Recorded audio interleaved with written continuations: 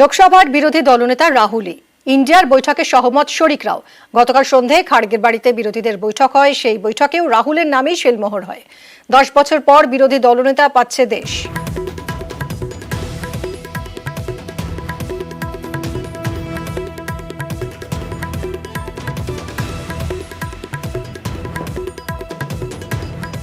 To the pro-time Speaker Bhartwari Mahtab, informing the decision of appointment of Rahul Gandhi as the leader of opposition in the Lok Sabha.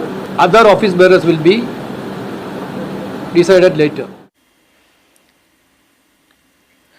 স্পিকারে আজ সহমতের সিদ্ধান্ত। রাহুলের দুঃখ প্রকাশ, মমতাকে phone করেন তিনি। গতকাল সন্ধে মল্লিকার্জুন খাড়গের বাড়িতে বৈঠকে তৃণমূল কংগ্রেসের একতরফা সিদ্ধান্তে অন্য শরিকদের মতো আপত্তি তৃণমূলেরও।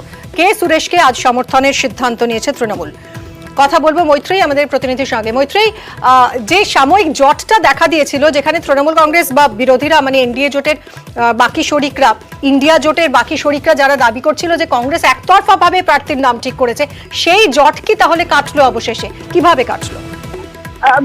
দেখো, একটা জিনিস যেটা পরিষ্কার যে গতকালই কিছুটা হলেও পরিস্থিতি নরম হয়েছিল। তার কারণ রাহুল গান্ধী তিনি নিজেই কিন্তু প্রকাশ্যে ক্ষমা চেয়েছিলেন তার শরিকদেরকে আগে না জানানোর জন্য। এবং তারপরে যেটা দেখা যায় যে তৃণমূল কংগ্রেস সুপ্রিমো মমতা বন্দ্যোপাধ্যায়ের সঙ্গেও কিন্তু রাহুল গান্ধী ব্যক্তিগতভাবে প্রায় মিনিট কথা বলেন।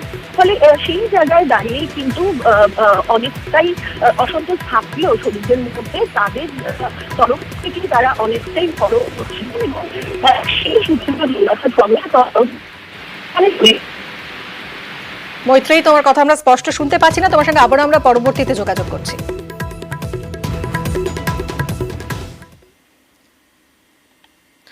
অব্যাহত শপথ জটিলতা। রাজ্যপালকে ফের চিঠি দিলেন দুই তৃণমূল বিধায়ক। আজ শপথের জন্য বিধানসভায় অপেক্ষা করবেন বিধায়করা। দুপুর 12টা থেকে 3টে পর্যন্ত অপেক্ষা করবেন সায়ন্তিকা এবং